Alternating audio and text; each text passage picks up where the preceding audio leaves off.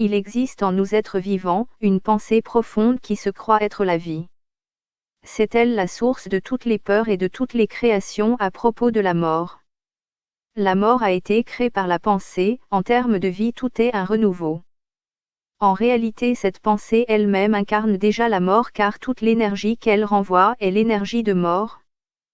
Après la fin de cette vie, le mort qui vivait en nous, c'est-à-dire la pensée, continue sa route toujours avec les mêmes principes à travers notre entourage, nos familles, nos amis, nos proches. Elle continue sa lutte acharnée pour être mise en avant dans la vie de notre entourage et crée de la violence en eux lorsqu'elle se sent délaissée ou pas mise au premier plan. Ce qui est un grand obstacle. La vie est simple et n'a aucune appréhension.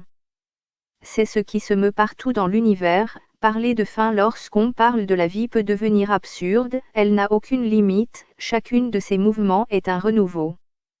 Lorsqu'on parle de fin, on doit s'adresser à la pensée, celle qui refuse de prendre fin, du coup elle veut tout contrôler mais n'en a pas les capacités du fait de sa limitation. Cependant, si vous voulez comprendre les défunts, comprenez vos propres pensées car seuls les morts s'attachent à la pensée. L'importance que l'être humain donne aux pensées vient de là, et tout le conflit de survie a son sens. Ne vous attachez à rien, cher ami, et ne vous faites aucun souci pour votre mort. Sachez que la vie est présente partout et est indépendante de toutes ces choses de la pensée, elle n'a besoin de personne pour l'incarner, la seule chose qui s'incarne c'est la mort.